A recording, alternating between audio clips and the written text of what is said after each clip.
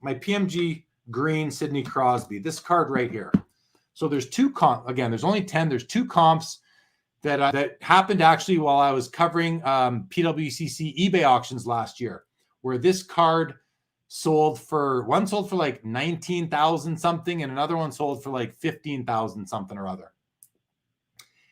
And this is a card where I don't know what it would sell for today. I'm going to guess if someone were to list one of these on eBay right now, it would do like 30,000 somewhere in there.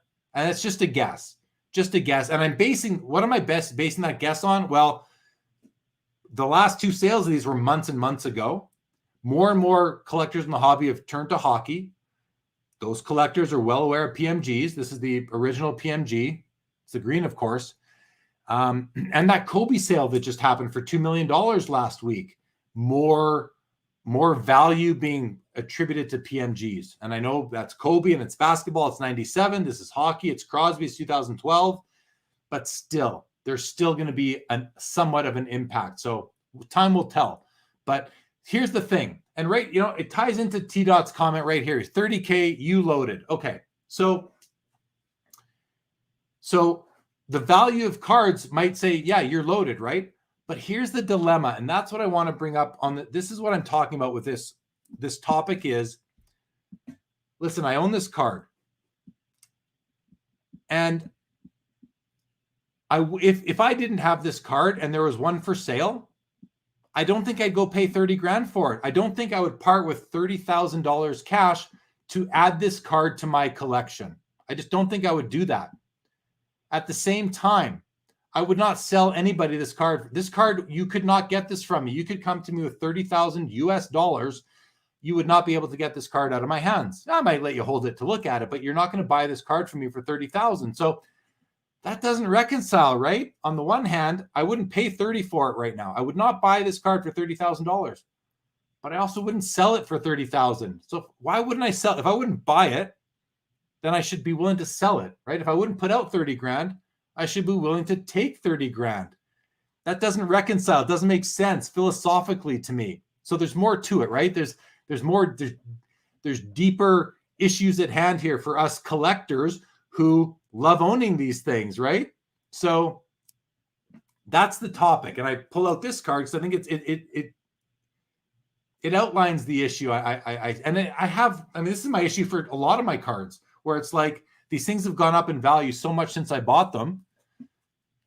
If I wouldn't buy it for today's price, why wouldn't I sell it for today's price? So I put that out there. I think it's an interesting discussion. Do any of you guys go through the same thing? Do you have that same feeling where same thing?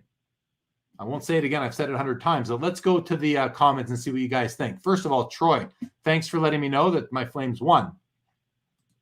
Chris Hayes says, Kobe PMG was an actual first PMG, though. Yes, it was.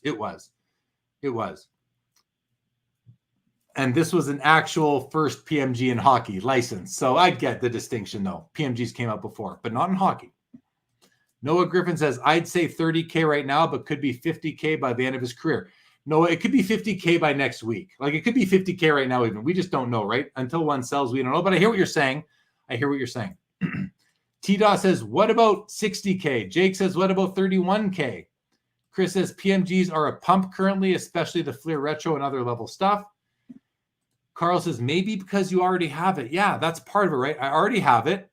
It went up. Like, I'm into this card for much less than what it's worth today. Much less. So the fact that I'm into it for so little is like, that's maybe why I wouldn't buy it. I paid so little, so why would I buy it for today's price if I at one point in history got to buy it for so little? But I wouldn't sell it too because I have so little into it. Maybe that's it. But back to what about 60? Would I let this go for 60? No, you can't buy this for me for $60,000. Legit, you can't. No, you can't. So definitely not 31, Jake. T-Dot says you're forgetting about intrinsic value. Well, explain what you mean by that, T-Dot. What do you mean? And he says they're reconciled. Tell me what you mean specifically, because you're probably right. Carl says, would you pay $30K for the gold one? If you're talking about the one of one from 2021 or 2020, Skybox Metal Universe, maybe I would. For the gold 101, Fleer Retro, the Retro PMG, I think I would pay 30 grand for that. I think I would. I think I'd move out a few cards to afford it, but yeah, I think I would. Chris says 97 PMGs are legit relics. Yes, they are for sure. The only rebuttal to that, and I get the difference, Chris. I get the difference, but my only rebuttal to that is that when we say true relic, I think, or legit relic, I think, well, how many are there out there? And the number's the same, right? The number's the same. 10 PMG green Jordans and Kobe's, 10 PMG green Crosby's. So it's still, from a scarcity perspective, it's just as scarce or rare. Maybe it's rare, but I do believe that the green Jordans, for example, are pretty much all in diamond hands, never being released. Jay Fretless says that 30K number is just a number. Well, yep, that's technically 100% correct. It's banked money. That means, yeah, I hear that. Sell it to buy something else you want. See, that's the thing. That's why I don't buy into the whole consolidation thing that people do. Not that I don't buy into it. I understand it for people. It's not so much for me because not the consolidating thing. Well, hold on. Let me step back. So people consolidate because they want to trade up all their $500 cards for a $5,000 card or multiply that by whatever you want. But I buy very few cards for my personal collection that I really ever want to sell. So it's hard for me to consolidate. I don't have 10 cards that I would trade for one card worth 10 times that. It's like, I don't know. I just don't buy cards with consolidation in mind. So I don't know. But so to say sell it to buy something else you want, that's what I want. That's what I want. So it's like, why would I sell it if that's the card I'd want to buy? Not that I'd go buy it right away because it's a lot of money. To see that kind of money leave your bank account hurts, but you can see I'm confused about this, as confused as anybody else would be, but maybe you guys can straighten me out. Purple Haze says, I have the same issue with cards that I have. It's such an odd dichotomy. Yes, agree. T-Dot says, I wouldn't buy Google stock, but if I owned it, I wouldn't sell it. Yeah, same thing. I agree with you on that exact point, T-Dot. Daniel, my guy, says, I think you have that feeling of not buying it for 30K and not selling it for 30K is perhaps because you're in it for a lot less, but you know it's worth a lot more. Well, that reconciles well with, yes, I'm in it for less, and I feel like it's just worth more than 30 to me, I guess. Holly Bear Squared says, your cost basis is low. It's a higher risk at today's cost basis. Well said, Holly Bear Squared. That makes sense. Yeah, that's part of it for sure. For sure. LGC is back, says, once sold, you may never see another one again. Yes, that's a big issue for me for sure. Lucky, it makes complete sense. You have issues in letting go. You're a collector. I have issues in letting go.